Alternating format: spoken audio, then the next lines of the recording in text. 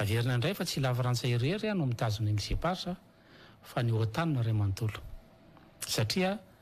ny ilzepasa dia toerana stratégique ahafahana mifehany océan indien noho izany raha lasany Madagasikara ka fitondrana tsy maripototra na fitondrana tsy matotra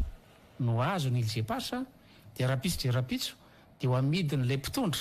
tahaka ny namarotana ny rem-pirenena rehetrarehetra teto ihany le ilzepasa dia ho voaray ny adversaire-ny OTAN izay ny souci-an'ilay organisation atlantique nord noho izany ilaina ave amin'izay fotoan'izay ny cogestion sa tsy ilaina mizaraiko roa ngamba le izy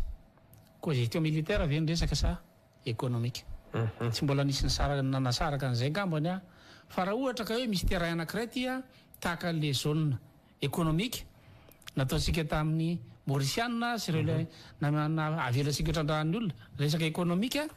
dia tsy hitako izay maharatsy an'ilay cogestion raha ohatra ka hoe ndao hotrandrahana le arenao aemony anantsika mahitrandrahana gazy kasikara fomba akanyangana farafaratsy mba ohatra fa amin'izay fotoan'izay tsika tokony hitsika ny souverain amin'ilay arena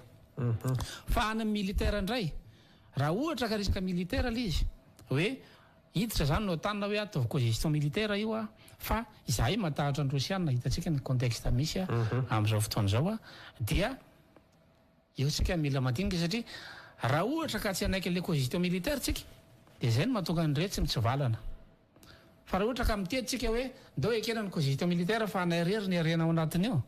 dia mety azony zareo idirana ihany zay noho izany miandry filoham-pirenena zareo miandry filoham-pirenena izy mahatakatra no hoe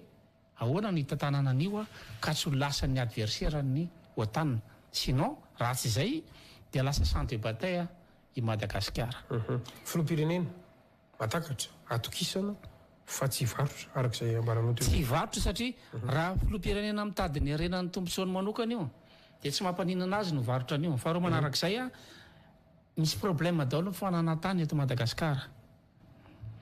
ary amidiny mpitondra tsirairay daholo ny fananam-panjakana rehetrarehetra nanomboka tamin'ny privatisation nakaty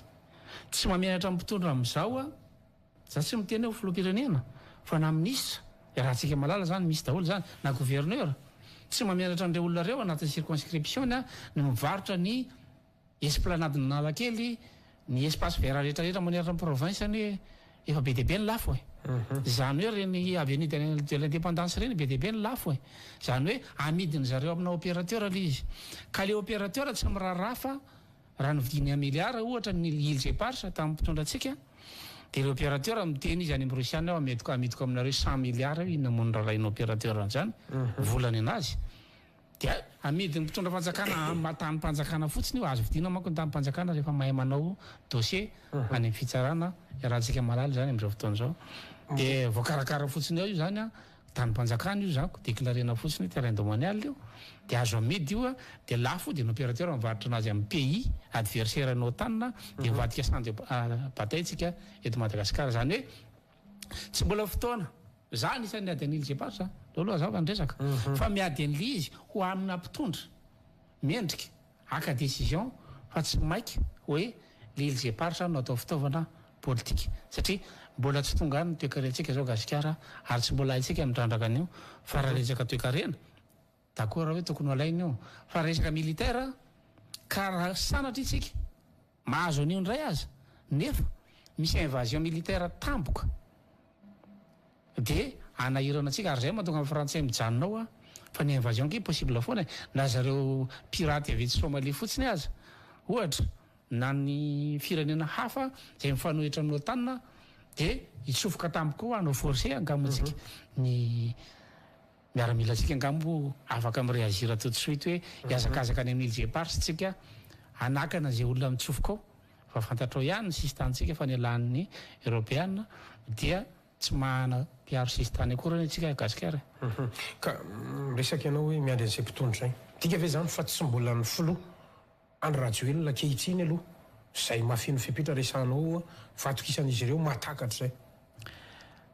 mato mbola mbola tsy azo tsika rafitra le izy Gasikara misy filoha eo fehezina rafitra dia io rafitra io no mibaiko an'le filoha tokony hametraka fepetra le rafitra hoe ny fananam-panjakana dia ny gouvernemanta dia tsy tokony hivarotra fananam-panjakana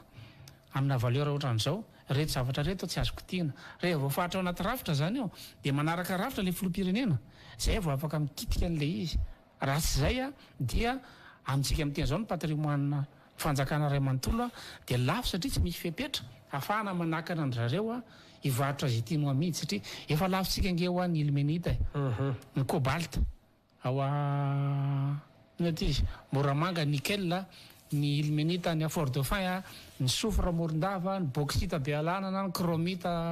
any andriamena nisy fer au soalala ny pétrole tsy miroro a efa lafo daholo reo fa nakany positsika ve zany gasikara zany midika fa raha mbola amidy indray ny ilzepatra dia ho amidiny zareo indray ny gazy dia tany foana sisa no raisitsika ao a dia zay olona mitondra ihany manan-karena ao anatin'ilay izy zay tsy mamaika n'ilay ilzepatra fa miandry le rafitra zay vao mitaky eny eo